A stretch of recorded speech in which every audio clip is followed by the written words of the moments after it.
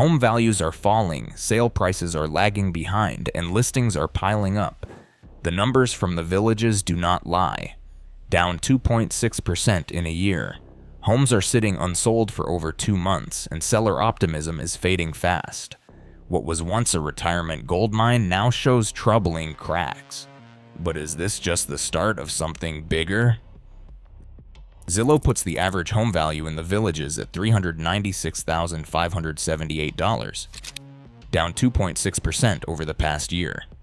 Realtor.com's latest figures show a median listing price of about $374,200, but the typical home is actually selling for $350,700.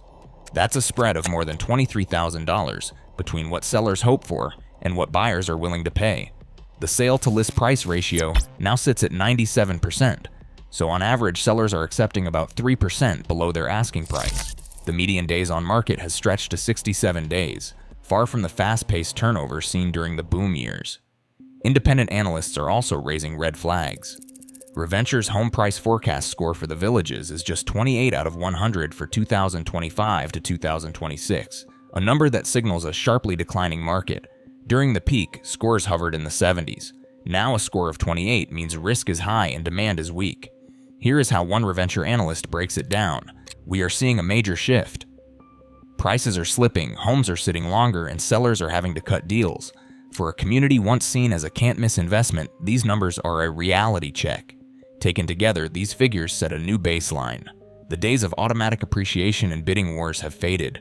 For anyone buying, selling, or holding property in the villages, the numbers now tell a different story. Nearly 700 homes are actively listed for sale in the villages, and more than a third, 34.5%, have already seen price reductions. This is not just a blip. Behind the scenes, new neighborhoods keep rolling out. Local planning records in Sumter County and Wildwood confirm thousands of additional lots are already approved and in various stages of development.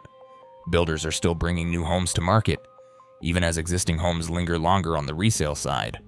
A representative from one of the major developers says, "Our pipeline was designed for years of high demand.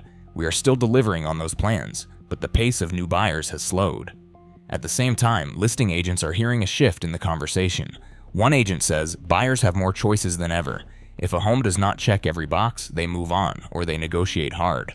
Sellers are realizing they cannot just name their price and expect a line out the door. The combination of steady new construction and a swelling pool of resales means more options for buyers and more pressure on sellers to cut deals. With the inventory stack growing, the leverage that once belonged to sellers is slipping away. The market is no longer about scarcity, it is about competition. That shift, driven by both the builder pipeline and a backlog of unsold homes, is quietly changing the math for anyone thinking about listing or buying in the villages. The villages stands out for its sheer scale and age profile. With a median age near 74 and over 80% of residents age 65 or older, it is one of the oldest communities in the country. Growth, once explosive, has slowed to a trickle. Recent census updates show annual population gains hovering around 1 to 4% since 2018, a sharp contrast to the double-digit surges of earlier decades.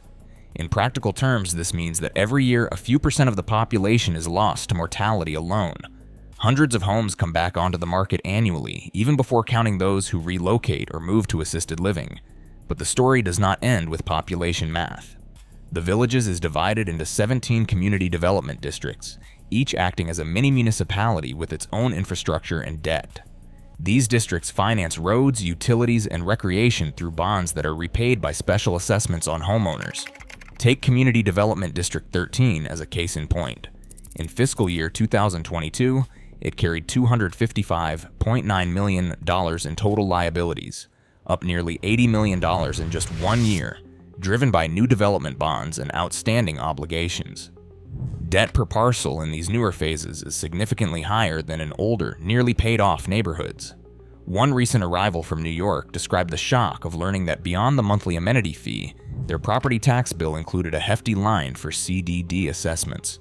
It is not just the house payment, they said. It is paying for the roads, the recreation centers, everything the district built. A Reventure analyst summed it up this way: if the pace of new arrivals slows but the bills for infrastructure do not, you get a squeeze, more homes for sale, fewer buyers, and the same debt load spread across everyone. This dynamic, an aging resident base, steady attrition, and a complex web of community development district obligations means that softening demand collides with fixed and sometimes rising financial commitments. The result is a market where the cost of holding on can quietly outpace the ability of new buyers to absorb inventory, especially as the original retiree wave ages out. Monthly costs for homeowners in the villages have quietly climbed, even as property values have started to slip. Amenity fees that cover access to recreation centers, pools, and golf courses now hover around $190 to $200 per month for many residents. These charges tend to increase each year, tracking inflation and rising service costs, not the ups and downs of the real estate market.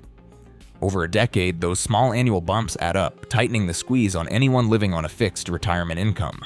Insurance premiums tell a similar story. Florida now ranks as one of the most expensive states for homeowners insurance, with annual premiums in the villages averaging close to $2,800 for a typical policy. Many retirees have seen their insurance bills jump by double digits in just a few years, sometimes with little warning.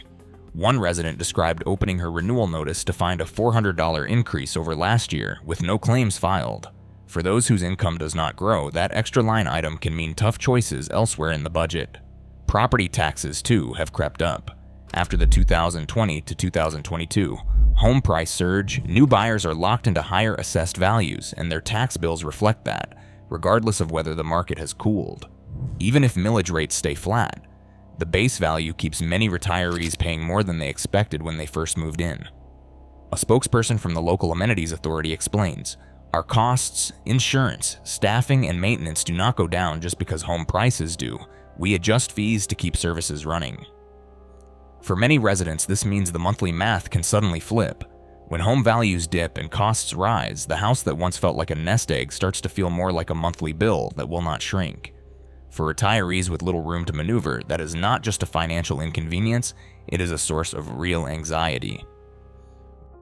Buyers now have an opening to negotiate, but the days of quick flips and steady appreciation are likely over. If you are shopping for a home, plan for a long-term stay and build in a cushion for rising monthly costs.